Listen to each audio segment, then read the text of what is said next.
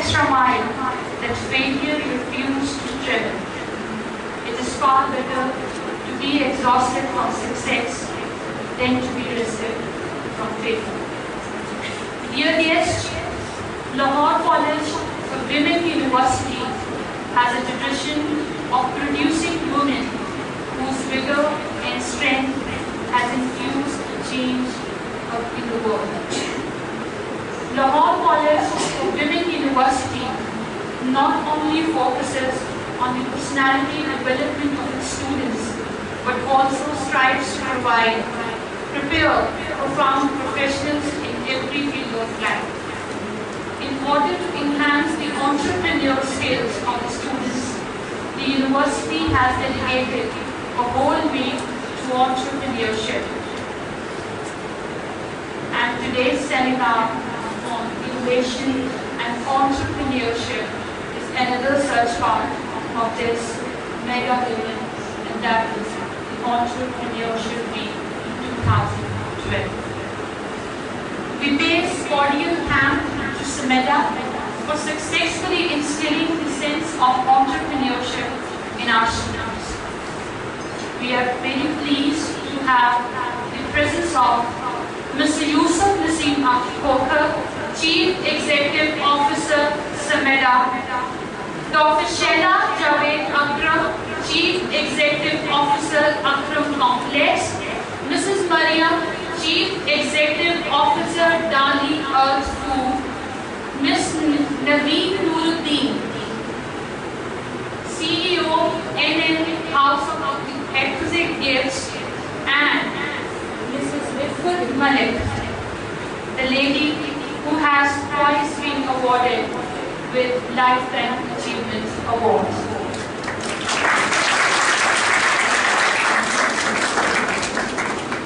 I request Mr. Yousaf Khokhar, CEO, SMEDA, Professor Mrs. Riffat Saqlain, Dean of Management and Administrative Sciences, to please come up on stage and have their seats. Mr. Yousaf Khokhar, Chief Executive Officer, SMEDA, to give a welcome note.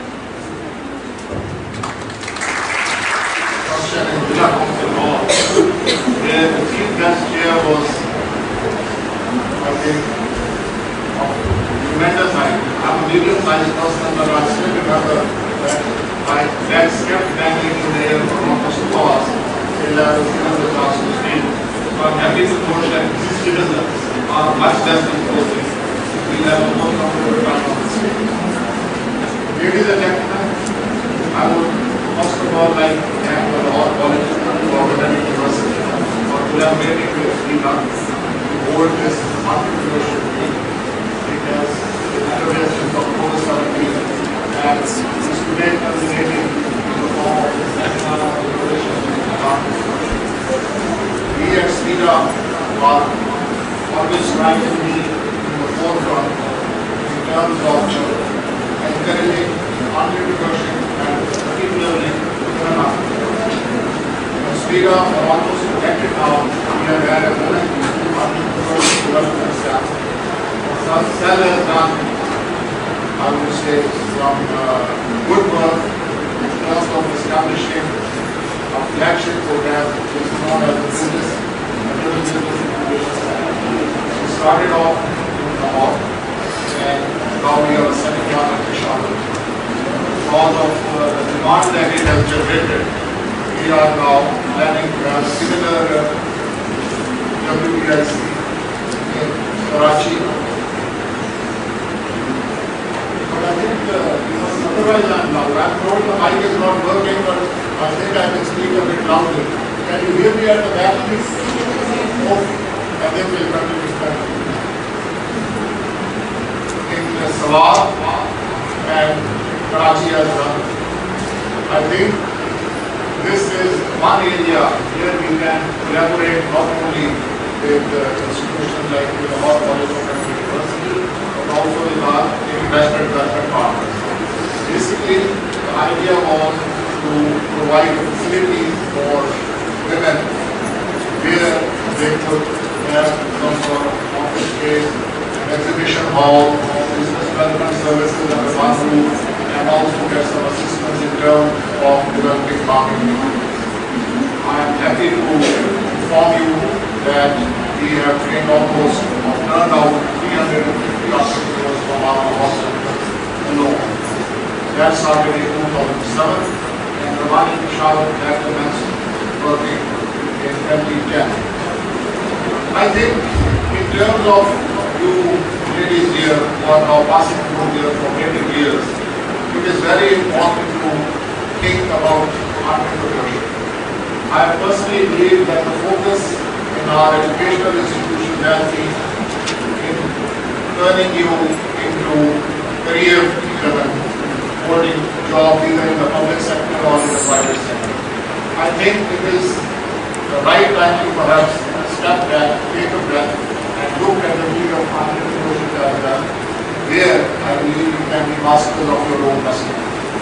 That is why we have been trying to develop our academic entities, and that is why this seminar is also part of that effort to try to change the mindset of our young women who may be able to look at becoming entrepreneurs instead of seeking only jobs. Because of economic problems, as you know, public sector jobs are becoming scarce, and even then there is less economic activity, especially in these days of global recession. The private sector jobs too are not very easy to come by. So I would like to take this opportunity today to provoke your thoughts in that direction, and I request you to visit SMEDA's website, see what we have to offer in terms of entrepreneurship. You may also like to visit our business information center in Lahore whenever you spare the time and see what type of services we delivered there. And at the same time, I think you would also be well advised to look at some national experiences, also visit both nationally and internationally. And reaching out to the Lahore College of University was part of that approach that we as SMEDA where we don't want to operate in silos, but we want to create other counterpart organizations with us as well. I hope that whatever activity has taken place here over the last few days should have given you some sort of idea about entrepreneurship and what type of playing field is available, particularly for the women entrepreneurs. We have had a business idea competition, we have had a creative competition, and this seminar is going to conclude the activities that SMEDA and the Lahore College of University are undertaking. I would like to once again, Mr. Vice-Chancellor, I would like to once again thank Dr. Vice-Chancellor, LCWU, as well as the team. And I would also like to compliment my own team, SMEDA, who have worked together to make this meet a success. I hope that we can continue to have this type of relationship in the days to come and try to have more events or even events of a different nature where we will try to influence you to think about entrepreneurship as a full-fledged profession or a career. I think after I have spoken, you have a few presentations from some successful women entrepreneurs, and that should perhaps be more appropriate to trigger your thoughts and to turn them towards trying to become entrepreneurs. I thank you, distinguished ladies who are going to give your presentations today. I thank all of you, and I thank the university for this effort, and I wish all of you the best of things in the days to come. Thank you.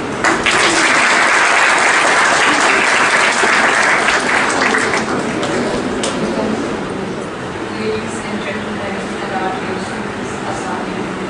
It is indeed my honor and privilege to make up this commission women empowerment and employment.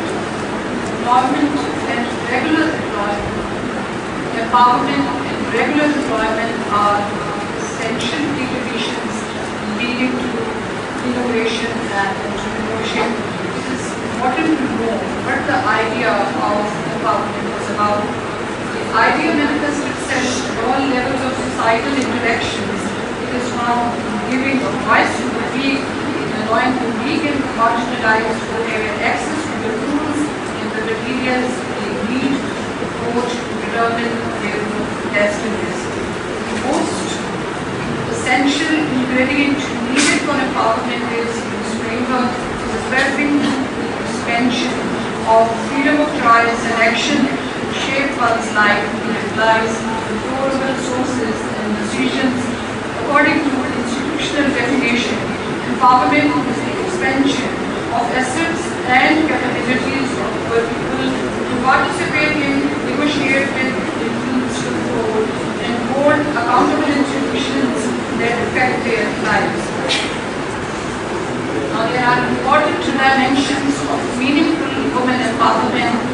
First is economic empowerment, which gives financial strength and stability. Social empowerment associated with the recognition of women participation in decision-making. Physical empowerment, women become strong-headed against odds. Psychological empowerment makes women confident and composed.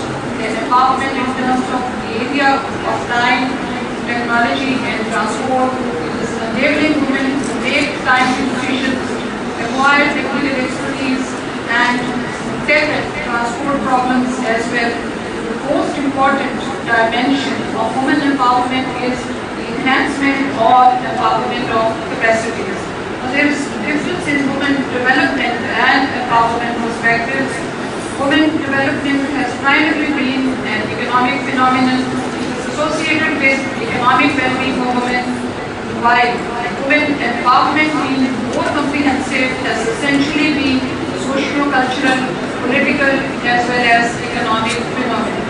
With women empowerment, there will be increase in women participation in various activities, and this will also result in recognition of their abilities. Now, there is the significance of women empowerment.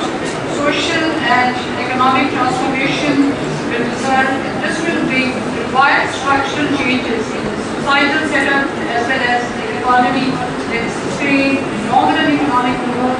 Women being one half of total population. Now, according to latest estimates in Pakistan, women constitute 1.2% of total population. Now, their empowerment and active participation will help in achieving the desired objective of long-run economic growth. And women empowerment will also serve to achieve Millennium Development Goals. These goals are set by United Nations in the year 2000 to be achieved by year 2015. Now, out of these 8 Millennium Development Goals, 7 are directly related to women empowerment.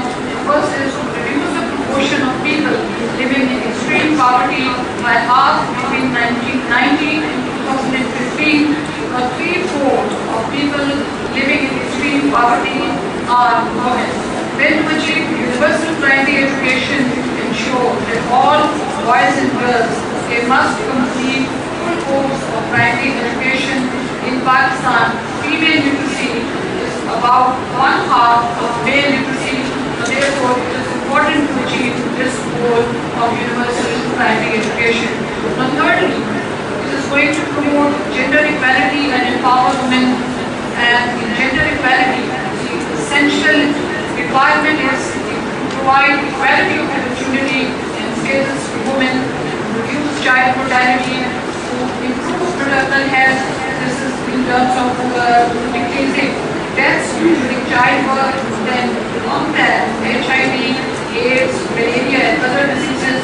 Women are more vulnerable to these diseases. They ensure environmental sustainability. Women are considered to be managers of the environment. Therefore, they must be included in all the programs and policies for sustainable environmental changes required for women employment are change existing employment structure. There is need to provide full employment opportunity policies. Job vacancies should be made open to both genders. Family-friendly policies in this wedlock policy. This is the policy when both husband and wife are working. There should be days at the same station. Then there is need to make available daycare center facilities. Then relaxation working hours for women after childbirth, at least for 1 year. Then fixation of quota in all sectors, in CSS, Pension Management Service exams and other comparative exams. Certain quotas should be fixed for women in order to increase their employment. And then the private sector where jobs the females are very limited on the one hand, but on the other hand there are earning gaps. So it is required that there must be decline in earning gaps. Women's strength stand out in terms of transformation of behavior. The nature has given women the ability of patience required for molding the behavior, that women being more soft, sympathetic, and kind-hearted. They pay attention to visualize the situations that they are performing. Multitask women in general and working women in particular are performing multiple tasks inside and outside their homes, and they also stand out, excel in entrepreneurial skills and in intellectual stimulation. Examination results of all universities of Pakistan and all boards of intermediate and secondary education provide inclusive proof that intellectual stimulation of girls is outpaying boys. Now then, women being more committed, women-headed enterprises as compared with male-headed enterprises are performing better. Women are participating in various sectors. They are working in legal systems as advocates, legal advisors, justice, high courts, civil judges, section judges. Then they are also in managerial jobs. Women leaders are in politics, are Speaker, National Assembly, Foreign Minister, Prime Minister 2 times, Rana Governor of the province of Sindh. And then women are also self-employed at LCWU. The emphasis is to equip the students with skills so that after completing education they can create work for themselves. The women are working in science and engineering sectors. They are also serving in armed forces as doctors, engineers, nurses, navigators, fighter pilots. Now, according to ILO report 2010, in higher education at bachelor level, female enrollment is 40%, at MA, MSc 53%, at MS, MPhil 33%, at PhD level 28%, diploma certificate courses 47%, and in total 46% is the female enrollment at higher education levels. Then female faculty in public and private sector universities, the share of women as professors 10.25%, as associate professors 12%, as assistant professors 20%, as lecturers 24%, and female faculty in the public sector is 18%, while in the private sector it is 27%. Now, according to the latest economic survey, there has just been marginal increase in women labor force participation rate in the age groups ranging from 20 to 44 years over these years from 2008 to 2012. Now, 75.4% women, they are working in the agricultural sector, 10.9 manufacturing sector, 0.2 the construction, 1.6 wholesale and retail trade, 0.1 transport, storage, electrification, community, social and personal services, that they are on 11.5. Now, employment status by gender, only 0.1% of the women, working women are employed through employed 63.4, our unpaid family workers employees 20.9. Over the last 5 years, women have entered into professional and managerial positions, but they have made only marginal gains in their share of managerial and professional positions, reasons being occupational sex segregation. In urban areas, particularly, women are just working in education and health sectors, then there is sex stereotyping, corporate culture being not conducive for women employment, there is lack of diverse management, and there are earning gaps. Recommendations for women empowerment so that they can become innovative entrepreneurs. Please, active participation of women and involvement in the mainstream. Then there should be direct involvement of women in programming and management at all levels. Effective collaboration between development agencies like SMEDA and women NGOs. It is also required establishment of gender-just society and identifying women's needs and priorities by integrating employment, and most important is capacity building and skill development institutions for men with disadvantages.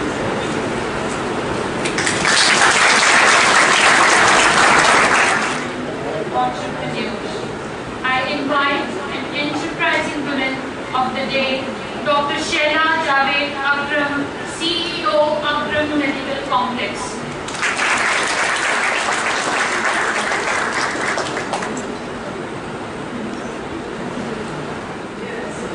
I've done the best to justify the time and my journey. I'm a doctor by profession. I'm from it. Then I did my MBA from Edwards. And then I went to England for my graduation in University College of London. I got married in third year, and I had 2 years to study after marriage. And they were tough 2 years of MBBS. My first child was born before I did my exam. So they had another tough experience.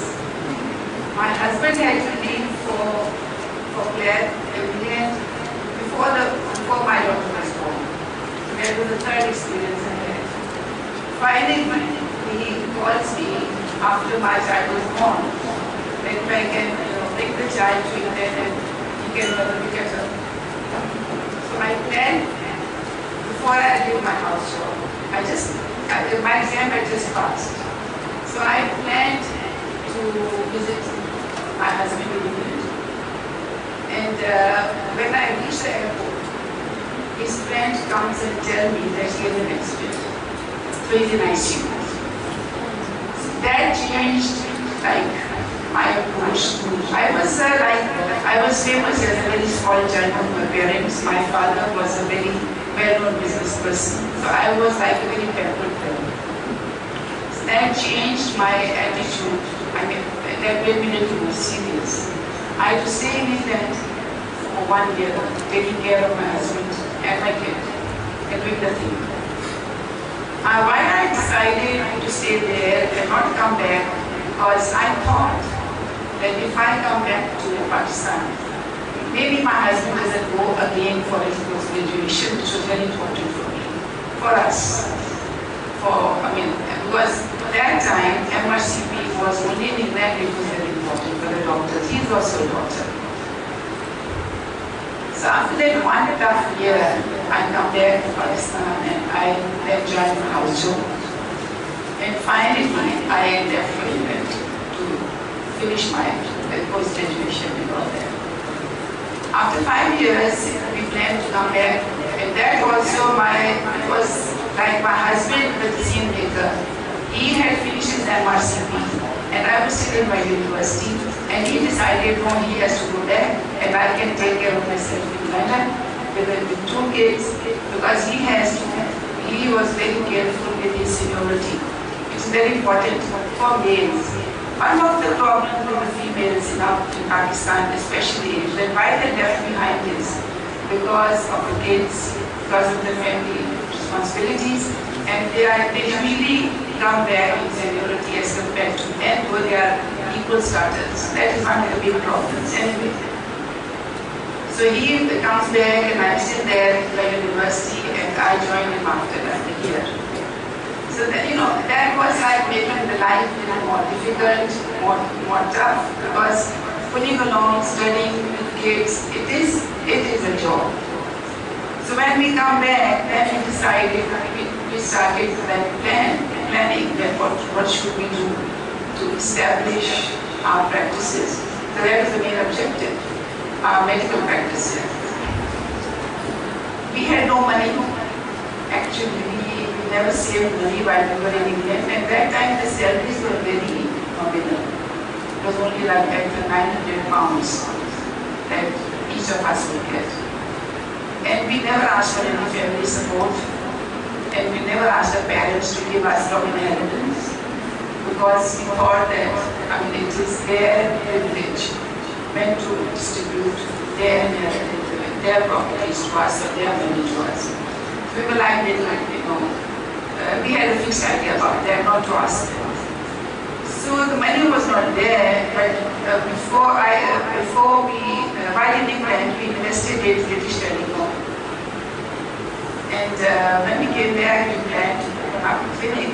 So we sold those shares and we got some good amount, not that bad. But not enough for us to buy a land or to buy a property where we can establish a practice. So there was a land, while we were looking for that, we were on rent for 3-4 years. And then we got hold of a small piece of land on the place where our medical complex is, which is on the Floral Road. We only had that much money to buy half of it. It's very small, it's like not even a million. And the rest, I motivated my brother, who was well off, that if he can buy that, meaning thereby that later on maybe I can buy it back from him. Anyway, so this is what happened. He paid for 1/4 of it, my brother paid for 3/4 of it for him to make his property. But later on, when we changed our ideas and we started collecting money from our practices. So we changed our ideas in this way. I motivated my brother to sell it off. And this is how Akram Medical Complex land was purchased. Akram Medical Complex land is purchased in 3 phases. So this was the first phase. And we started building a private clinic. That was the program. But my husband was always like very interested in having new ideas. So while we were in the process of building practice, he thought that why don't we make it into a hospital? And that was how it started. And we had no clue how the hospital runs, what are the basic facilities that a hospital should have, and the areas, and all those things that we have learned over the time. And I used to agree with whatever he would say. So that is, we then changed the private practice into a hospital. When the hospital was built, there was actually no money left to furnish the rooms. We only had 5 rooms operational. We only had that much money. And our buyer or whatever you think, or whatever you say, president of the bank, I still remember Mr. Shuja. I don't think he's living now. Mr. Shuja, he had an appendicitis.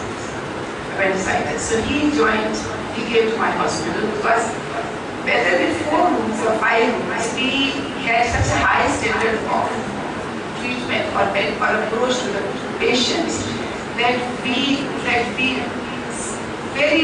I would say it was a very quick boom that we had in our name in Lahore. And we got the title of trendsetters in medical treatment in Lahore. But it was a very, very small, I'm admitting it was only 5 rooms. And that is how the bank manager, the president of the bank, he decides to have appendectomy in Akram Medical Complex. It was like after 4 months of our opening. And we really looked after him. We used to look after him because there were only 5 patients we looked after at that time. And I got really friendly to him, and one day, he was there for 3 days. The last day when he was leaving, he said, I want to have a word with you. Then how do you plan to run Akram? And how do you plan to give service to your employees when you're only running 5 rooms? I said, okay, then what should I do? I'll teach you how to take a room from the back. So that was the first time I was taught by the president of the bank how to take a room. So I had a good teacher anyway. So this is how he acted with the bank relationship. He had no clue. I had actually no clue how to do. But professionals normally don't have these sorts of ideas, how to deal with the bank, how to pledge their properties, and how to take loans. It is mainly that for the business community. So this is the first time I was given loan by Mr. Shehla. And that is how we started finishing the hospital. And we started running very well. We had a very good name for about 10 years. And we started cardiac surgeries. We were the pioneers starting cardiac surgeries. We were pioneers starting CT scans and MRIs. We were pioneers starting laparoscopies. We were into every surgery. And we had, because of its name, it would have a good team of surgeons and physicians who would like to join us in Akram Medical Complex. So this is my little success story in Akram, and then my shooting started because of a hospital. The shooting started with most of the doctors, they have to live in private hospitals, and then it's like a different story now anyway. I'm talking about 25 years back when it started. But in this Akram Medical Complex, on this, when I realized that our space, we started that over the time we purchased more land and then we expanded, and now as I told you that the land was purchased in 3 phases. But after that I realized that we have no place now to expand. Because on one side is, both the people on either sides are not interested to sell their land anymore. So that is what then we diversified, and I entered into pharmaceutical industry. I have now my already pharmaceutical industry, that is the diversification from a medical complex, and then also with real estates, and we are into plazas and shopping malls, and branding and fashion brands, and we are into a lot of diversification. But what I would like to share one thing more is that initially when I was involved in a medical complex, and the idea that switching of idea from a private practice to the hospital, which was very easily, he got a nod from my husband, but when it was done, he said, I can't run this hospital. So who is going to run it? And though there is no person who is ready to take the responsibility of running the place. It is a difficult, hospital is a very difficult project to run, because you are dealing with ill patients. It's not a hotel that you're dealing with healthy people. It is very difficult, and it's very difficult to take out bills for people whose loved ones they die in the hospital. So it is a difficult job anyway. But I started looking then for people, for expertise who can actually run the hospital. And then I realized that the expertise are not available, at least in the world. Maybe in Karachi, but not in the world. There was no course or no training available for hospital management. There was no doctor who was ready to come as an MS in a hospital of that size. So I had a lot of problems how to run them. The final thing was to leave my practice and to be an MS. So that was my sacrifice, first sacrifice. But then also it was not possible because running hospital is 24 hours. So second decision I made was to shift in the upper floor of Akram Medical Complex and leave my comfort at home. So I shifted my family, and it is on record, in Akram Medical Complex for a top floor for 3 years. For 3 years we were like hanging around in Akram, my kids and me, and trying to manage, trying to learn.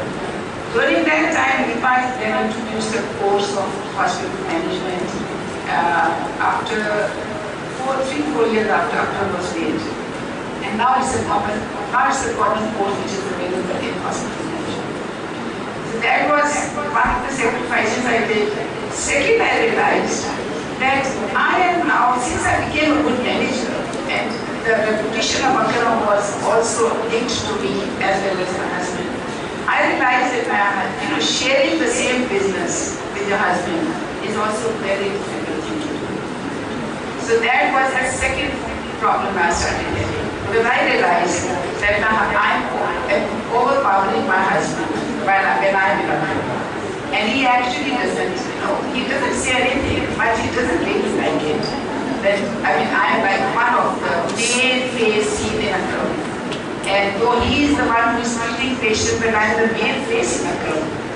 So now what to do? Now to have a link with, to have good relations with my husband. To have a good relation with my husband, as well as run the place in the best way. I switch over my office in the neighborhood because I thought that he doesn't, I have not seen the place, but I have been connected anyway. So this is what you don't have to handle your approach of your husband also. You have to have good relations with him. You have to make yourself acceptable to him and the family and the public. So that was very difficult to share the business. And most of the ladies who are sharing businesses with their husbands, they have this problem of who is senior. So this is how I survived by shifting my office to the neighborhood of Akram. And for years it was there. But then that was one of the reasons why I diversified. And now in Javed pharmaceutical and other businesses, he is not interested.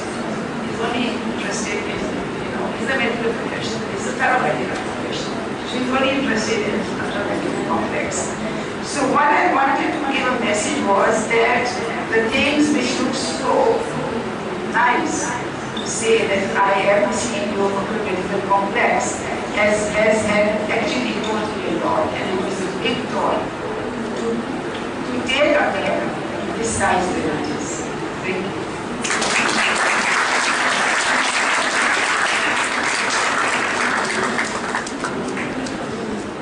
Have any of you heard of Dahlia Foods? There's a very meek yes. Have you? Okay, let me tell you. Dahlia Foods is a very small or cottage industry. I think the name is now synonymous with small and medium and I don't know when a small becomes a medium or when the medium goes on to the large. I think it's by the number of employees. That's a global question which we have encountered in other countries. I'm still waiting for the answer. Yeah, in our case, it's any enterprise which employs up to 250 people. So it is the number of employees. Annual turnover of 250 million rupees and paid-up capital of 25 million. That's very technical. It's the definition of this small and medium enterprises incorporated in the SME policy. Oh, मुझे बहुत मुश्किल लगते हैं ये सारे numbers वगैरह because I work with villages. I work with people in the field and economics and loan taking और ये सारा मेरे बिल्कुल सर के ऊपर से गुजर जाता है. इसलिए ये जो लोगो आप देख रहे हैं वो this is to show the circle of life. This is to show the way the चक्की is run. और उस चक्की के अंदर हम सारे पिसते हैं, सिर्फ आटा नहीं पिसता. डाली का नाम जो है, अच्छा पहले मैं आपको बता दूं डाली है क्या, सिर्फ आपको पता नहीं है. डाली is a small company started in 2005, flood से बिल्कुल एक महीना पहले. And हम लोग करते हैं कि हम लोग grains लेते हैं from local growers, farmers हमारे लिए उगाते हैं. Grains उस फसल के ऊपर ना फर्टिलाइजर इस्तेमाल होता है, ना पेस्टिसाइड, ना पेस्टिसाइड, ना फंगिसाइड, किसी किस्म के केमिकल या मसनूई चीज को इस्तेमाल नहीं होता. So what you're getting at the end is something very pure, something very natural. The idea for this came about when I was actually working in an NGO 2002 to 2005. And while I was working there, मेरे बच्चे छोटे थे. My daughter was 4 and my son was 3. And they had started now eating regular food, जैसे हम लोग खाते हैं रोटी, सालन, not the बचकाना खाना. और मैं जब उनको आटा देती थी तो मुझे लगता था जैसे मैं उनको chewing gum दे रही हूँ.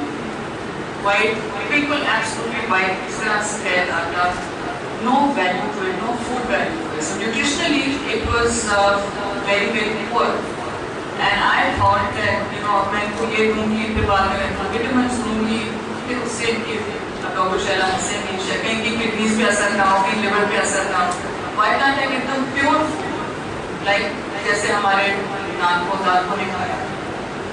So then I went around visiting all the chakis in Lahore, in Gulberg, in Kent, in Port Town, and I discovered that जिसको वो whole grain कहते हैं, यानी वो पूरी साबुत grain जो वो मिल करते हैं, उसकी चक्की के अंदर वो डालते थे naphthalene balls, वो white वाले जो कपड़ों में डालते हैं preserve करने के लिए.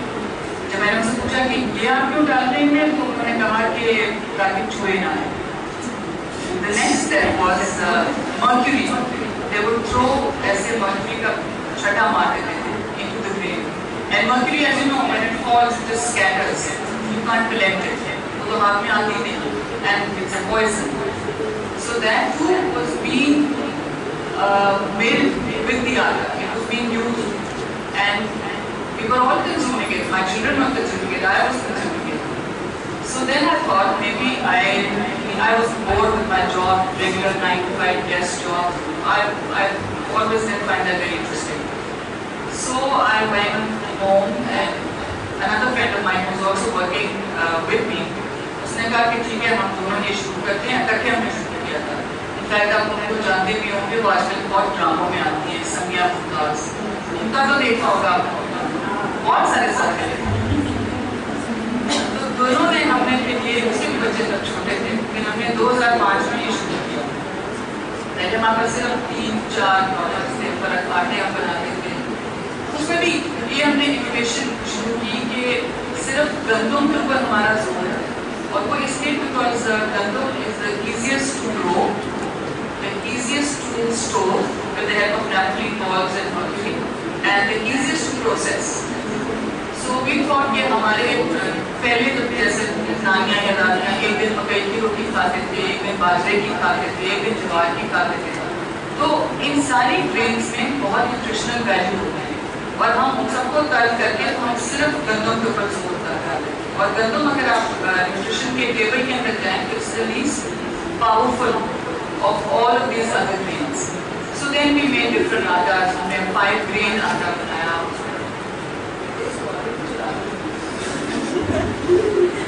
ऐसा करके लाते हैं, तो जल्दी नहीं, मेरे बेटे ने बनाई है, so जैसे उनके पास होता है.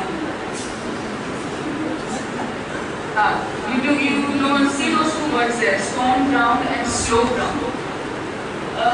एक आम चक्की जो होती है, मेहंदी की होती है, चाइना की बनी है, और उसके अंदर जो एक मन आटा है 40 kg, वो पिस जाता है 9 मिनट के अंदर. जब वो 9 मिनट के अंदर उसमें से निकलता है तो आटा is so hot that उससे धुआं निकल रहा होता है. So what we've actually done is that we've killed all the nutrients in it. वो dead होगा आटा बन चुका होता है. So then we thought कि हमारा फर्क ये होगा कि हम उसको पत्थर की चक्कियों में पीसेंगे, जैसे पहले वक्तों में पीसा जाता था, और उसको स्लो मिलिंग करेंगे ताकि जब वो आटा निकले तो वो ठंडा हो. आपने पंचक्की का नाम भी नहीं सुना होगा. एबटाबाद सवाल में पानी के रिवर के ऊपर चक्कियाँ लगा देते हैं, उसमें से पानी गुजरता है और ऐसा ऐसा चलता रहता है और आटा पिसता रहता है. और अब बिजली का दौर है, I think but we be going back to the चक्की से सोने को बिजली तो खत्म नहीं हो जाती है. तो फिर मेरा स्पून ग्राउंड को स्टार्ट किया. अभी चले आप चलिए पड़े, ठीक है. जब मैं आपको कहूँगी आप फिर चला. So करेक्ट, हमने आटे शुरू कर लिए. ये हमने थीम रखी कि हमने इसको स्लो रखना है और हमने पत्थर के ऊपर पीसना है. फिर बात आई पैकेजिंग के ऊपर. अगर हम वो सारी चीज़ें को मिक्स करके تو ہم پلاسٹک میں اگر فرائی کرتے ہیں تو پھر وہ آٹا سانس نہیں لے سکے. جب وہ اندر سانس نہیں لے سکے گا تھوڑے دیر کے اندر اس کے اندر پھر وہ سسری وہ جو چھوٹی چھوٹی کیڑی کی ورم سا ہوتا ہے وہ پیدا شروع ہو جائے گا, ویبل جس کو کہتے ہیں انگریزی میں. سو وی تھاٹ کہ ہم پیکیجنگ کے اندر اپنی کسی بھی پیکیج میں پلاسٹک نہیں استعمال کریں. That was another way of going back to nature because plastic, as you know, has a very long life. زمین میں دبا دے تو کئی 100 سال پڑا رہتا ہے. اب biodegradable plastic آ گیا ہے لیکن I don't know how far it's successful. So اگلی then we thought کہ صرف آٹے کرنا ہے تو لوگ بڑے بوڑھوں کے لوگ جو کہتے ہیں پیزا کھانا ہے, برگر کھانا ہے, یہ کیا صرف آٹے پیدا کرنے کا ہے. So we went into تیل اینڈ وی ڈیسائیڈڈ کہ ہم دیسی. اچھا ایک ہم نے اور رکھا تھا کہ ہم ہر چیز کے اندر ہائیبرڈ سمجھتے ہیں, وہ بھی ایک ہی لڑکی سمجھتے. ہائیبرڈ وہ سیڈ ہوتا ہے جو کیمیکلی جینیٹکلی ماڈیفائڈ ہوتا ہے یا دو بیج کو ملا کے بنایا جاتا ہے. Okay I've been born. Was that 1 or 2 minutes or 15 minutes? No, I seriously I didn't read the number. Oh, 10 minutes, but I don't know. Achha, so she thinks I'm going to go on forever and I won't. Achha, so we started with the, اگر آپ آگے کریں مجھے آپ کو کولو کی تصویر نظر آئی ہے. آگے کولو اس کے جو بیج ہیں فرق یہ مرچیں پس رہی ہیں. اگر میں آپ کو کبھی بتاؤں کہ لال مرچیں کیسے بنتی ہیں تو آپ لوگ چھلیاں کھانے نہیں چھوڑ دیں. میں آپ کو بتا دوں یہ لوگ لیتے ہیں برادا, سمجھتے ہیں آپ؟ Breaks is a very old practice. اب نہیں ہونے یہ شروع کی کہ برادا لیتے ہیں لکڑی والوں سے, اس کی لائنس لگا دیتے ہیں سوڈس, اس کے اندر وہ ڈالتے ہیں تھوڑی سی گاجر کٹی ہوئی لال مرچ, تھوڑی کہیں نظر آ رہی ہو اس کا بیچ ہے اس میں تاکہ مرچ تو ہے نیچے, اور پھر اس کے اندر red colour and you have perfect red chillies and you can have a whole teaspoon of them and nothing. So then we thought کہ adulteration اتنی ہو رہی ہے تو stress should also be on unadulterated foods because you never know کہ آپ جو چیز کھا رہے ہیں اس کے اندر کیا کیا اس چیز استعمال کی گئی, وہ کہاں سے آ رہی ہے. So the idea of Gali was to make sure that people know آپ ڈالی سے جو چیز خریدو گے وہ خالص ہوگا, اس میں کسی قسم کی ملاوٹ نہیں ہوگی. لائک ڈاکٹر شہلا سے ان کو بھی لون لینے کا کوئی طریقہ نہیں آتا تھا, مجھے آج تک نہیں آیا, اس لیے میں نے لون کبھی لیا ہی نہیں, اس سے میں کبھی ایڈ بنایا نہیں. ہم نے آج تک کبھی کوئی ایڈز نہیں بنائے ہیں, no skins, no nothing because it requires too much money and we don't have that sort of money anymore, we never did to begin with. So we rely on word of mouth. کوئی ایک استعمال کرے گا ڈالے گی چیز, خوش ہوئے گا, پسند آئے گی, اس کو 10 لوگوں کو جا کے بتائے گا, وہی ہماری مارکیٹنگ کرتے ہیں. ہم خود کوئی مارکیٹنگ نہیں کرتے, نہ ٹیلی مارکیٹنگ, نہ ٹی وی مارکیٹنگ, نہ کچھ.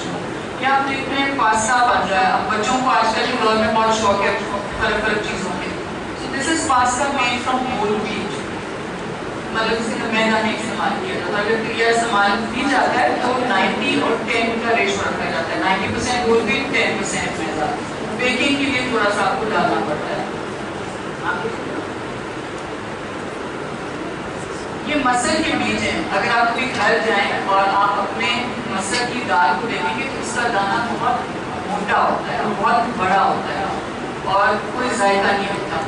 جتنا دانہ چھوٹا اور باریک ہوتا ہے اتنا ہی وہ نیچرل ہوتا ہے, اتنا ہی اس میں ذائقہ زیادہ ہوتا ہے. ہمیں امریکہ کے اندر وہ مکئی کا دانہ بھی بناتے ہیں, اتنا بڑا مکئی کا دانہ, اور وہ ایسے اس میں بائٹ کرو تو وہ لگتا ہے کہ مٹھاس نکل گئی ہے. بٹ ہماری جو دیسی مکئی ہے یہاں کی چھوٹی چھوٹی اس کا دانہ ہوتا ہے اور سخت ہوتا ہے, ناٹ ویری سافٹ. سو جو ایک دنیا کا ایک ٹرینڈ چل چکا ہے کہ ایک کھانے کو خوبصورت ہونا چاہیے اور اس میں ذائقہ بے شک ہو نہ ہو, نیوٹریشن ہو نہ ہو. یا آپ میوزلی کے بارے میں دیکھتے کہ اچھا کائنڈلی کنکلوڈ کہتے ہیں, چلے میں کائنڈلی کنکلوڈ کر لیتی ہوں. آگے چلاتے ہیں کیا دیتے ہیں فرق ہماری ڈرینز ہے جس کا میں آپ کو آئیڈیا دینا چاہتی تھی. میں نے آپ کو اب آئی تھنک اوور آل ایک تصویر دے دی ہے. 7 سال تک ہم کہیں نہ کہیں I wouldn't call myself a very successful entrepreneur, but I would call myself an entrepreneur because I did come up with an idea that no one else did. And اب کوئی تھوڑے تھوڑے کمپیٹیٹرز آنے شروع ہو گئے ہیں مارکیٹ میں اور وہ سارے ہمیں کانٹیکٹ کرتے ہیں, میں ان کو ساری انفارمیشن دیتی ہوں, اس کے بعد اس کے بارے میں کچھ کرتے نہیں. Because I figured out that اس میں محنت بہت ہے. ایک کام جس میں محنت زیادہ ہے اور ریٹرنز میں نہیں ہے اس سے لوگ بھاگتے ہیں. Because they don't realize is that eventually محنت کا ہمیشہ پھل مل جاتا ہے. So whatever you people go out to do in this world, never shy from hard work.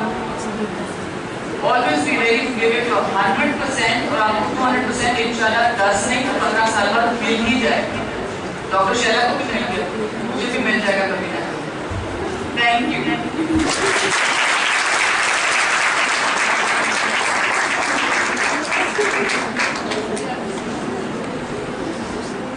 کچھ ایسی گفٹ پیکیجنگ جہاں سب کو میں اپنے فرینڈز اور فیملی کو ڈسٹریبیوٹ کر سکوں جو ایک طرح کی ہو اور ڈفرینٹ بھی ہو. اس وقت نرالا اور ڈفرینٹ سویٹ ہاؤسز اپنی پیکیجنگ کو دے رہے تھے, لیکن وہ آپ لوگوں نے دیکھا ہوگا کہ بڑی ایک ہی قسم کے ڈسپوزیبل باکسز ہوتے ہیں اور وہ ہارڈ شیپ کے اندر لڈو ڈلے ہوتے ہیں. That's what I didn't want to give up. So I thought I'd make something different.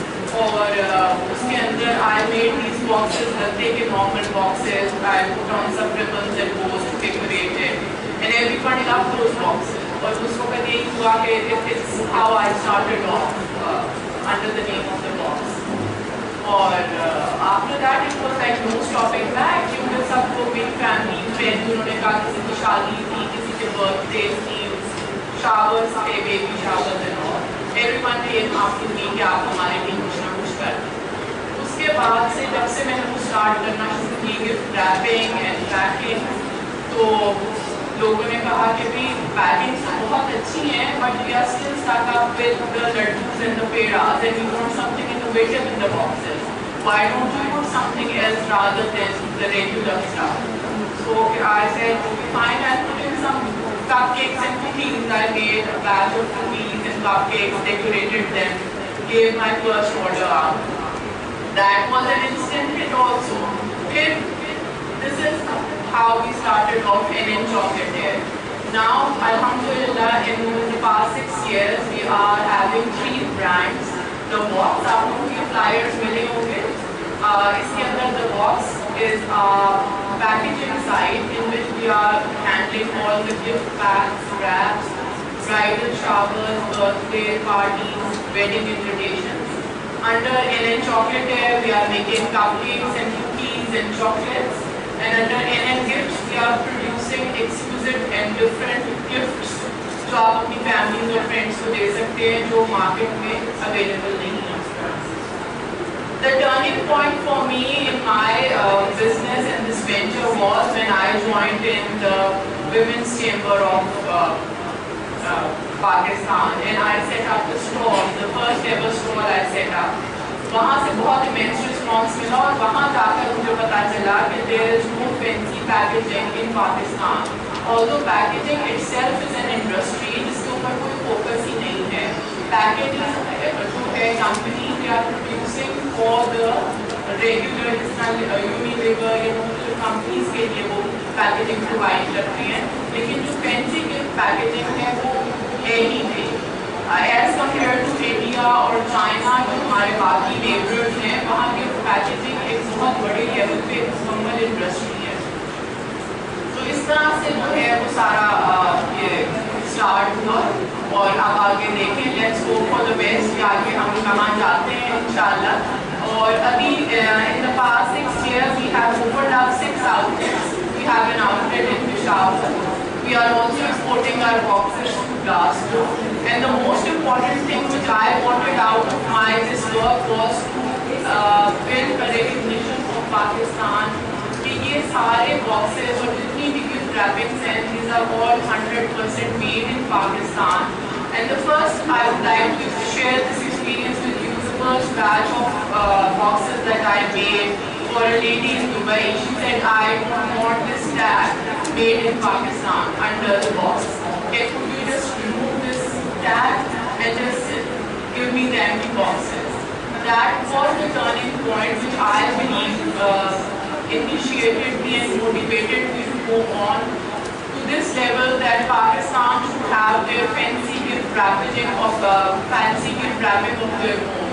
So all of our boxes, they have this sticker which says made in Pakistan, which I think is a great accomplishment.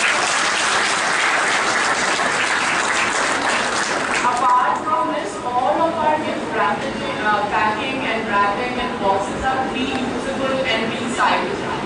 You can always, like the philosophy which we are catering under the box is cherish the box. You can always reuse our gift wrappings and put in your regular stuff like your pins, clips, jewelry box, make something out of it. And under NN chocolate, at first we were importing the Belgian chocolate because Pakistan is not a producer of cocoa, and there was a big issue how to get cocoa, and you must start growing cocoa also and we'll be buying cocoa.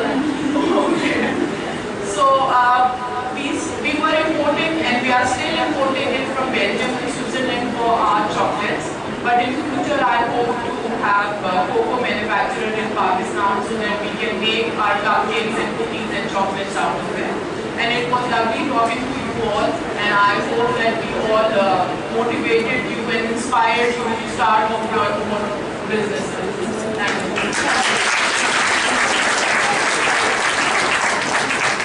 Lahore College Women University, our pride, the lady who has been awarded the Lifetime Achievement Awards to us. Mrs. Riffat Malik, CEO, Prime School System. 2011 और 2012 का award दिया है, लेकिन आप सबको देखकर मुझे वो 20 साल पुराना अपना आप याद आ गया है कि जब हम अपने टीचर्स को आइडलाइज किया करते थे, कैंटीन पे बैठा करते थे और जोड़ तोड़कर शायरी लिखा करते थे।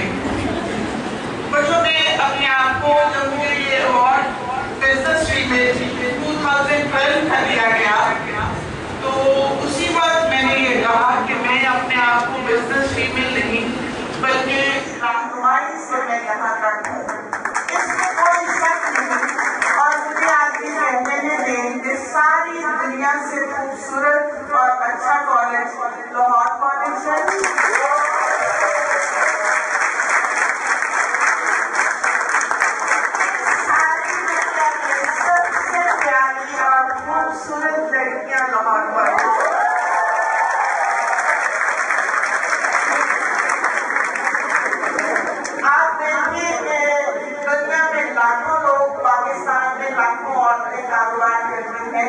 लेकिन बिजनेस स्ट्रीम में 2011 और 2012 दोनों लाहौर कॉलेज के नाम भी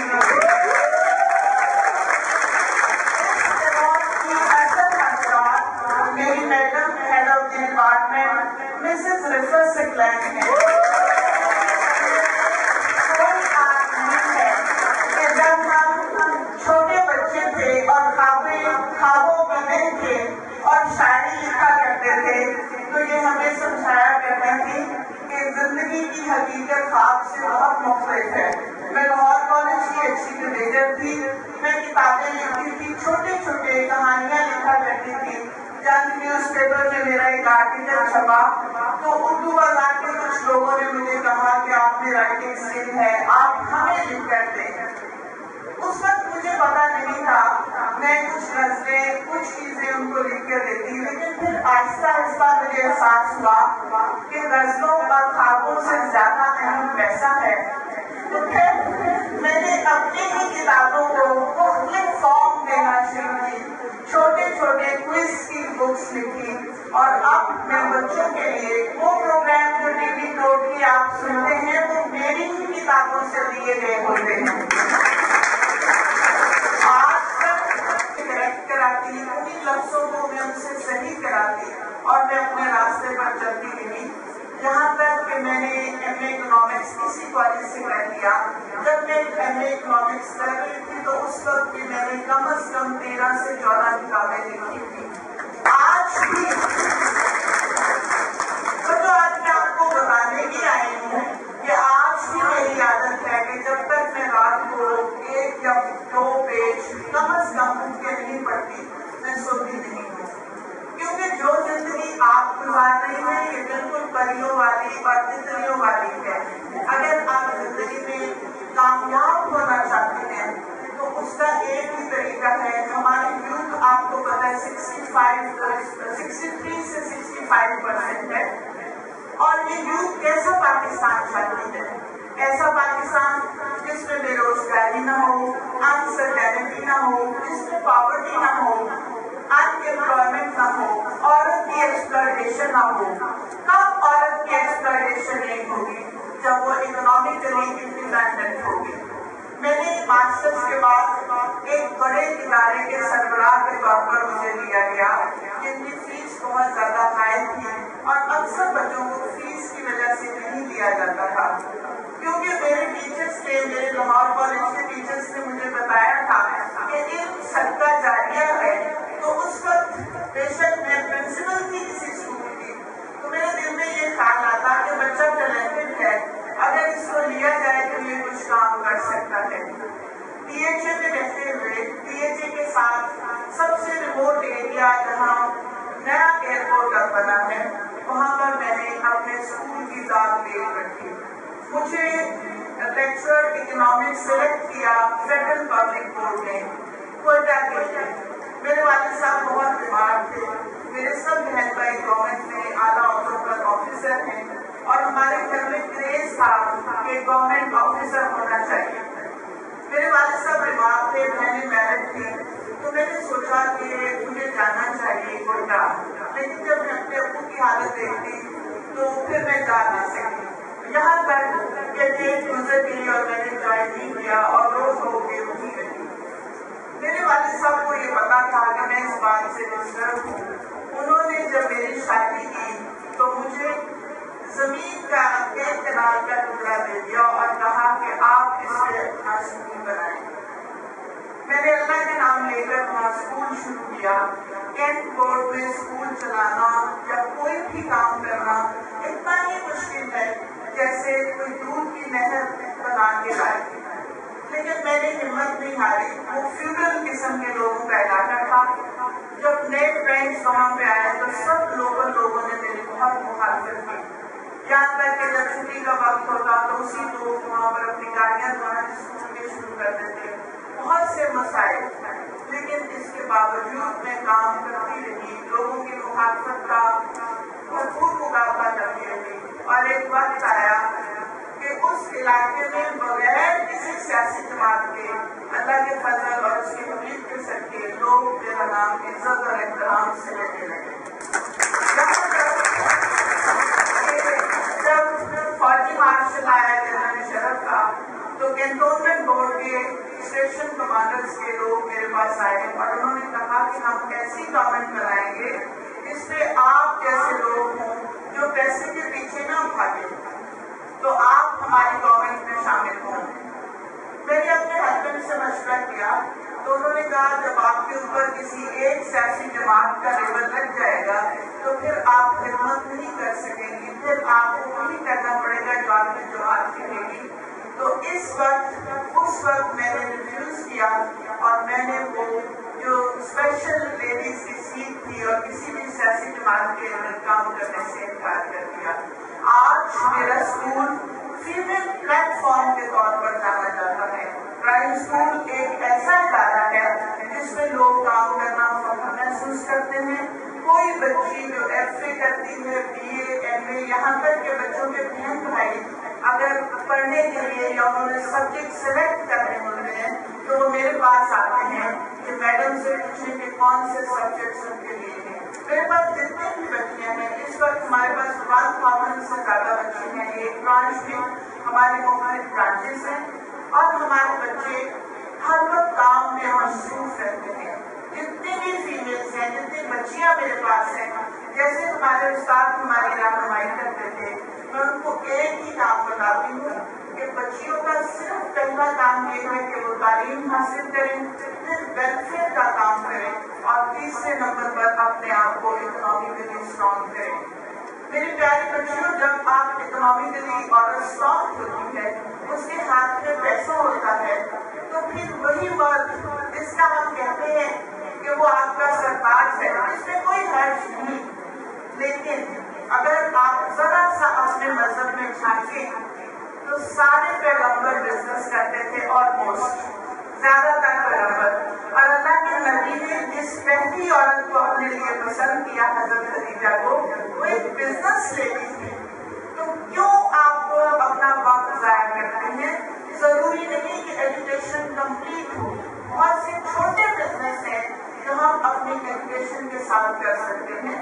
مثلاً کتابیں لکھنا، جیسا کہ میں آپ کے سامنے ہوں، میں 6 سال اسکول کی اس کالج کی اسٹوڈنٹ رہی اور لکھتی بھی رہی۔ اسی طرح سے چھوٹی چھوٹی بچوں کی کاؤنسلنگ، پھر آپ دیکھیے ٹیوشنز آپ گھر پر پڑھا سکتے ہیں، آپ چھوٹے سے ڈے کیئر سینٹر اپنے گھر میں بنا سکتے ہیں۔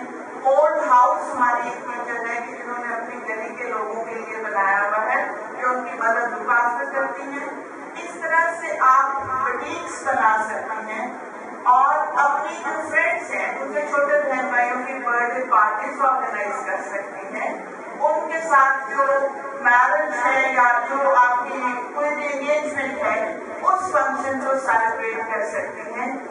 پہلی دفعہ پیسہ کمانا بہت مشکل ہے، لیکن جب آپ تھوڑا سا ارن کر لیتے ہیں، اگر آپ 10 روپے اپنے ہاتھ سے کماتے ہیں تو وہ اس 10 لاکھ سے بہتر ہے جو ماں باپ آپ کو دیں۔ تو آج سے یہ سبق سیکھ لیں کہ سب سے اچھی بچی وہ نہیں ہے کہ جس کے بال بہت لمبے اور آنکھیں بہت موٹی۔ اب وقت بدل گیا ہے، وہی عورت اچھی بیٹی ہے جس کے ہاتھ میں پیسہ ہے، وہی بہو سب سے تمیز والی ہے۔ میری فیملی میں کوئی ڈیسیژن اس وقت تک نہیں ہوتا جب میری مدر ان لا مجھ سے پوچھنا ہے۔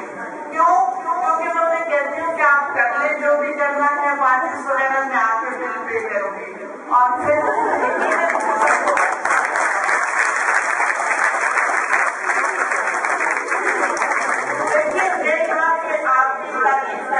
اپنے کالج میں لہرے میں انسان ہوں، میں بہت خوش ہوں۔ اور جب میں کل آئی دوبارہ کچھ تبدیلیاں ہوئی، ہم لوگ مسجد میں بیٹھ کے تھریڈنگ کیا کرتے تھے، آپ کے ٹائم صاف بتایا کرتے تھے، بہت سی چیزیں تبدیل ہو گئی ہیں، لیکن وقت کے ساتھ اپنے آپ کو بدلیے۔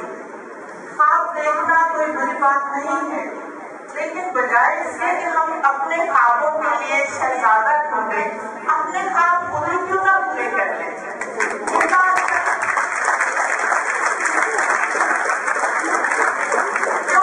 ہمیں اس سوسائٹی کو، اس انڈر ڈیولپڈ کنٹری کو، اس میں عورتیں 52 سے 53% ہیں، بدلنا ہوگا۔ آپ اپنے آپ کو بیٹر ہاف سے بیٹر ہاف اسی صورت میں بنا سکتی ہیں اگر آپ کام کی طرف توجہ دیں۔ وہ خواتین جو کچھ کرتی نہیں ہے، یہی مرد حضرات گھر آتے ہیں، جھگڑے لے کر بیٹھ جاتے ہیں، ٹھیک ہے، لیکن اور پھر آئیے ذرا شاپنگ پر چلیں، چلے ذرا گھومنے چلیں، آپ کی بہن نے آج یہ کہہ دیا تھا۔ لیکن جو بزنس لیڈی ہوگی وہ آتے ہی اس نے گفٹ رکھا ہوگا کہ آج یہ شرٹ میں گئی تھی، مجھے اچھی لگی کہ آپ کے لیے 2 شرٹس ہیں، ٹھیک ہے۔ اللہ کی طرف آپ کی اماں کے لیے سردیاں آ رہی ہیں، میں نے شال لی ہے، آئیں ذرا لے آئیں، ٹھیک ہے۔ تو یہ ہوتا ہے لائف کو سکسیسفل بنانا۔ اور میں نے آپ کو بھی حضرت خدیجہ کی مثال دی ہے، جب تک حضرت خدیجہ زندہ رہی، نبی پاک صلی اللہ علیہ وسلم نے کوئی دوسری شادی نہیں کی اور ان کا بہت زیادہ احترام کرتے تھے۔ آئیے اپنے مذہب کی ان باتوں پر عمل کریں جو ضروری ہے، ان پر نہیں کہ جو ہمارے چند لوگوں کو پسند ہے۔ ضرورت اس عمل کی ہے کہ ہم سب لوگ مل کر چھوٹے چھوٹے کام کریں۔ چند فرینڈ، جیسے میں نے آپ کو بتایا کہ دنیا میں کام کوئی چھوٹا بڑا نہیں ہوتا، ہم پہلے اس تقسیم میں پڑے رہتے ہیں कि ये काम कर दिया तो ये बहुत छोटा है। मुझे याद है जब मैं इकोनॉमिक्स डिपार्टमेंट की स्टूडेंट थी तो हम अपनी क्लास को सुबह आके ऑर्गेनाइज करते थे, अपने डिपार्टमेंट को देखा करते थे, क्योंकि उस वक्त कितनी ज्यादा आप कहते हैं कि फैसिलिटीज वक्त के साथ साथ ही बढ़ती जाती हैं। अभी एक बात और, जैसे औरतें अपने लेके आती हैं तो बहुत खुश होती हैं और खुद ही चीजें लेके कह देती हैं कि ये तो मेरी अम्मी ने मुझे दी है क्योंकि हमारी ज्यादातर बहनें कुछ करती नहीं है। तो आप एक तो मेरी ये नसीहत पर ये मान लें कि सब कुछ ना कुछ करें, लेकिन फिर हमारा मुल्क कहाँ से कहाँ चला जाता है। मुझे सभी लोग फोन करते हैं तो मैं उनको फोन पर भी सजेशन देती हूँ। मेरा पब्लिशिंग हाउस है जो बहुत ज्यादा किताबें पब्लिश कर चुका है, उसी पर मुझे 2 दफा अवार्ड मिला है।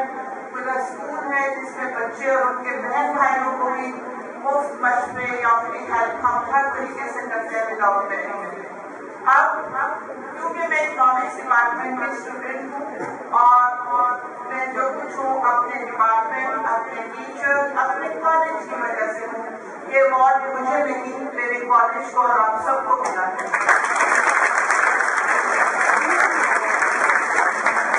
मैं मैडम का शुक्रिया अदा करूंगी कि उन्होंने माँ बाप ने तो पैदा किया लेकिन उस्तादों ने हमें इस मुकाम पर पहुंचा दिया।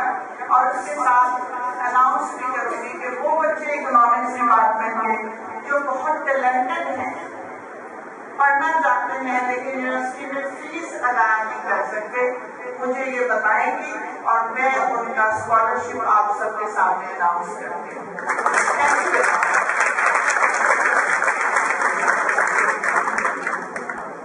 मैं एक दफा फिर आप सबका, मैडम मिसेस रिफत सक़लैन का, मैडम प्रिंसिपल सबिया साहिबा का शुक्रिया अदा करती हूँ कि उन्होंने मुझे मौका दिया और दुआ करती हूँ कि अल्लाह ताला मेरे कॉलेज को, मेरी यूनिवर्सिटी लाहौर कॉलेज यूनिवर्सिटी को और आगे ले जाए और आप सब भी अपने वालिदैन का और अपनी यूनिवर्सिटी का नाम रोशन करें।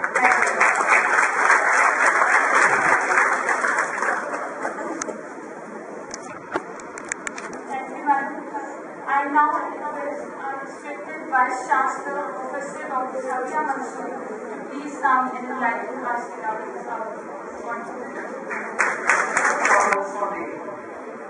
And when we were talking about the special lecture series and talking about the writing women icon and women institute of leadership, I think these are our women icons. Let's give them a big hand.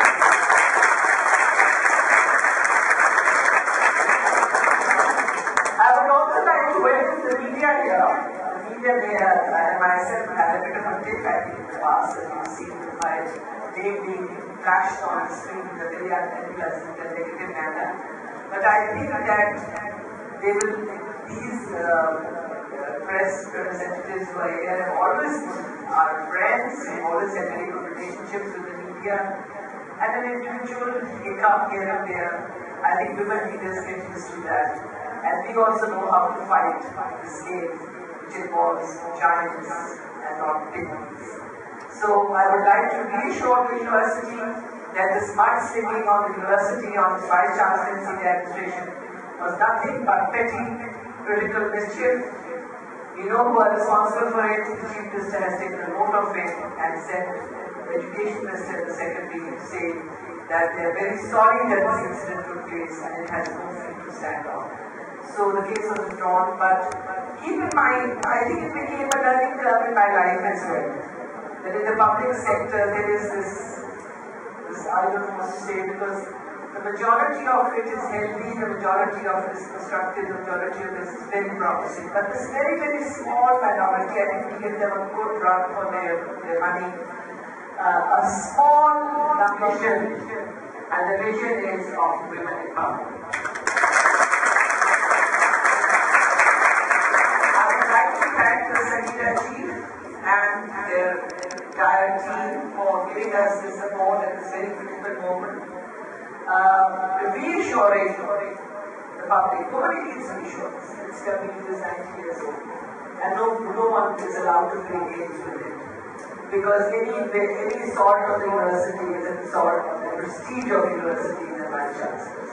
So I think that this is a very important message that has gone back to the public, to the Chief Minister, that they respect the Vice-Chancellors.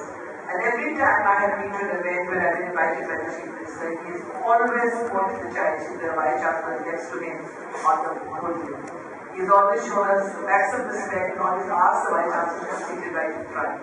So I think that we appreciate that. It's not the Vice-Chancellor as a person. The Vice-Chancellor stands for a position. It is a position of representing a university. This university, sir, has 11,000 women undergraduates on this campus. Within those 11,000, we have 1,000 postgraduate MSc and PhD students. We have 500 faculty and 500 staff on this campus. We have 3 affiliated colleges and 1 sub-campus in China. And more affiliations are being requested from so many different women colleges. So we have a long way to go. We can't just sit back and say, oh God, who is this person who's created this gym? It did upset me, maybe for a minute or two, and then I took charge of myself and said, well, you opted for this right translation of public sector university based in music. And therefore, the message has gone back that we are well looked after, we are a university which is strong, and we are a university which has the factors that can look after us. So beware anyone who would like to encroach or try and in any way tamper with this university. So I think this was a message to the media. I hope the media will convey the ARYs and others. We respect them. I assure you that we have very good relationships with them. And I assure you also that we have been advised by the HSC to keep a very, very senior public relations officer in the university so that these kind of incidents are avoided in the future. Anyway, coming back to this event, the vision that I was talking about is leading the women graduates to gainful employment. And as pointed out so beautifully by Riffat, ऐसा बोलता चाहिए, बिल्कुल सही है. And I don't want to add a nice story to it, but you all, I think, realize that as a daughter, as a wife, as a mother, as a sister, whatever your role may be in the family, your first of all caregivers, women can never stop that. Their mothers and their caregivers. Having said that, however, as very nicely pointed out by Shela, पहले तो निकल दिया, उसके बाद ठीक है second number पे आप आ गए. That doesn't matter, you're all one family. And so therefore you have to, I guess, to some extent also, maybe massage the lady who your husband to say, well, you're very important, but at the same time quietly you're doing your own work and getting yourself empowered. So I think it's great that now our graduates here are getting the message. What they are understanding is we are not trying to in any way take them away from their own traditions and their culture, which is strong and healthy. But anything which is negative, which stands in their way, they need to now be trained, they need to try and have the skills, as pointed out by Riffat, to deal with families, to deal with in-laws, to deal with husbands, to deal with children, and keep them happy and not in any way create conflicts. I mean, conflicts may come, sometimes you can't avoid them, but you also should know about problem solving and conflict resolution. Anyway, what are the strategies that we've adopted, sir, to achieve this vision, which is called the Vision 2020? And in 2022, inshallah, the Honorable University will celebrate its first centenary. The first and foremost tribute that's made by Riffat, of course, is to the faculty. Our deans are here, our faculty are here, and they have been here for a long time. They are in all respect the pillars of this university. And we as a team have looked at curriculum review to see where can we strengthen our curriculum to have close nexus with the employment sector. We are looking at internships. We have set up the Women Institute of Leadership and Learning. Dr. Javed is here. Ayesha is here. She represents the Senior Manager of the Career Counseling and Job Placement Center, the Gender Studies Department, the Skills Training, and then of course above all the close linkages with the employment sector. Here I think it's just got up. I wish I could have introduced him. But Adi is also here as the new financial administration, the Director of Financial Administration and Business Planning, as recommended to us by HEC. And we hope that he too will be able to play gradually a good role in trying and, as we said, helping different departments and different faculty to nurture these students, to train these back, to train these students in the spirit of entrepreneurship and to set up small enterprises and medium enterprises. Last but not least within this initiative is Dr. Riffat sitting here, and this is called FOREC. I'm not familiar with it. This is the commercialization of research. And I would like to appeal to SMEDA to say, I know the university is still in its very infant stage, but some of us like Javed College University, the Javed University, and the Lahore College University have more than 100 PhDs in our science departments. And these scientists, at least 12 of them are listed in our own Pakistan leading scientists of 2012, 11, 12. 12 of them are listed in that. And so some of the top scientists belong to this university. And now, the research that we're so proud of, the grants that we get, both international and national, worth billions and billions of dollars, which have gone towards, whether it was tracing arsenic in the waters of Amjad. We are now all trying to find a family paper. How to, we also got a paper from the how now use all these different discoveries that we call them, research discoveries and innovations, not just for publication for their own commercial profit, but also apart from research dissemination now to be able to use this research in the industry. What is the point? अगर वो steam engine घर में बन के model बना रहता तो आज तक वो steam engine आपकी सड़क पे आपकी रेलवे स्टेशन सामर्थ्य रेलवे Ayesha बनती और ये आपकी engine सामर्थ्य. Similarly, so everything has to be commercialized. I think that here SMEDA has to play a very critical role in helping to blend and bring together the strengths of the university, the needs of the employers, and gradually create partnerships that will take that some time. But we will have a meeting immediately after this, and we are going to look at our own action plan so that we can keep on strengthening this link between our university and SMEDA at all levels.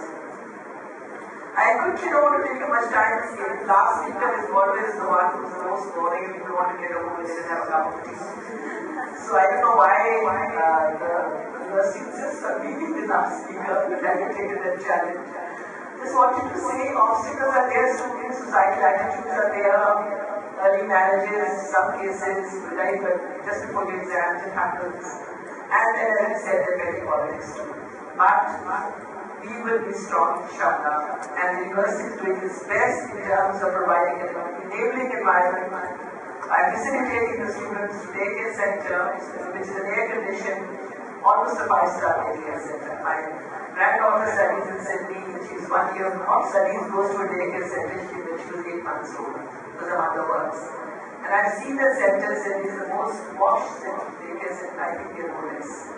So we've got a beautiful, I think it's the only university today which has literally a 5-star daycare center with air conditioning and all the facilities, and teachers at different level and toddler level to help them. A great challenge to us was security. As you see the chief security officer going around, all security, police going around. And I would like to request, I know, you see it's interesting, the Vice-Chancellor cooperates. She has this ID card the moment she gets, before she enters the university. Keep it in your bags. This provides us security. The faculty is cooperating. The only problem is that sometimes, we have these intruders, and I think we will have standing operating procedures soon to make sure that this is also taken care of. Anyways, my last appeal, but not the least, is to the media.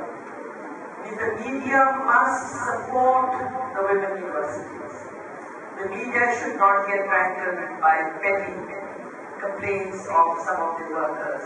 We will try our best to make sure that we have a good relationship with all journalists, but not at the necessities of destroying or trying to in any way destroy the ancient 100-year-old universities of this country. So my request to all the media to please support us, support the women, particularly the women universities, providing an enabling environment. Finally, my regards to the entire team of SMEDA and to their wonderful ambassadors who have been excellent role models, and we are so proud of them.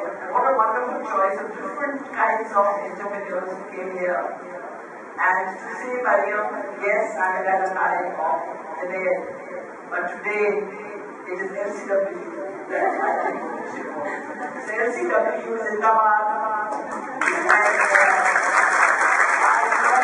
and entrepreneurship the right way forward, and she was in favor of the topic.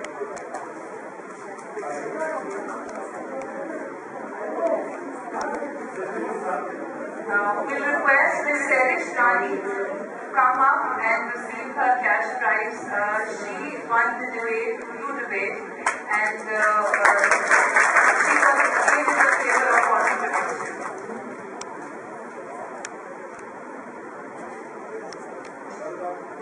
आप ID है कि हमारी शहजादी है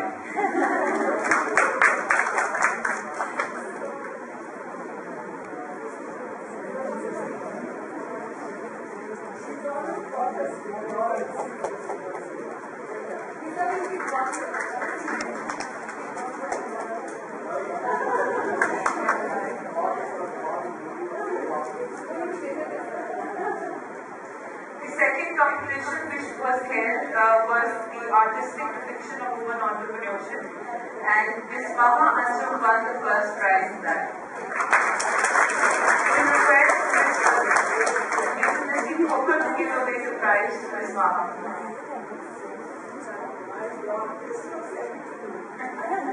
It is a 10,000 rupees cash prize.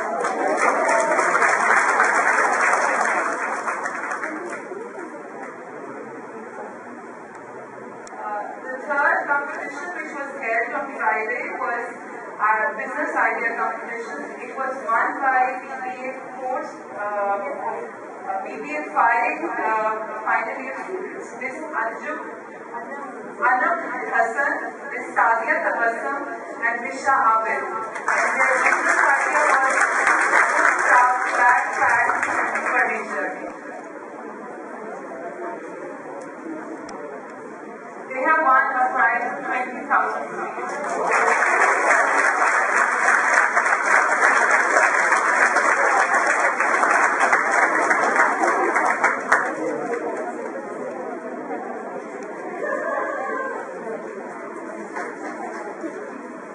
We'd like to thank Professor Yousaf for helping us in conducting the artistic exhibition.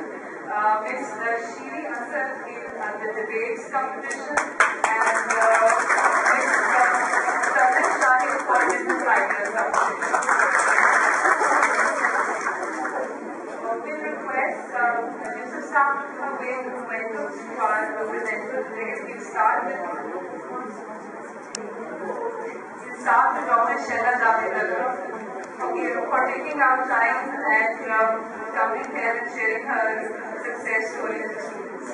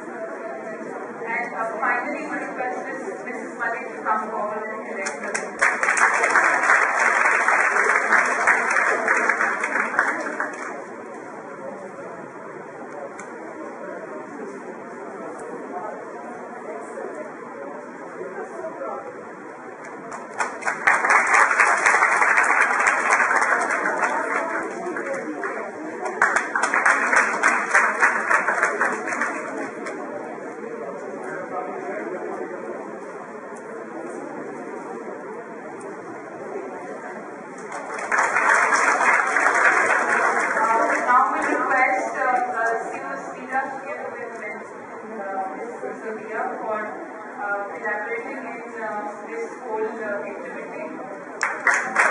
Now, the team of Dr. this Riffat, this function was not having possible for us to conduct.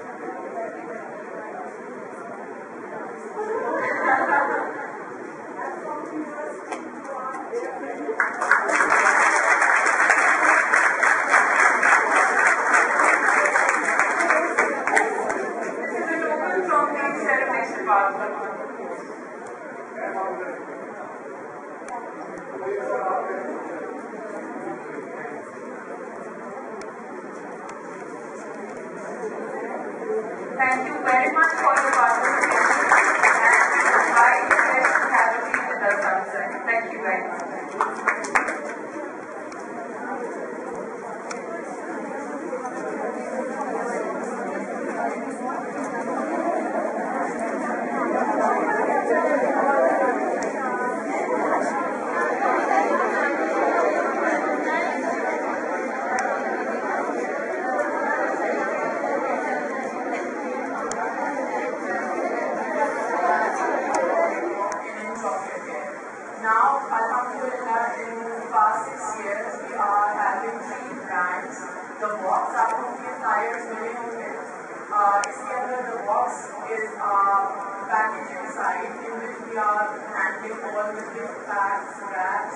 Bridal showers, birthday parties, wedding invitations.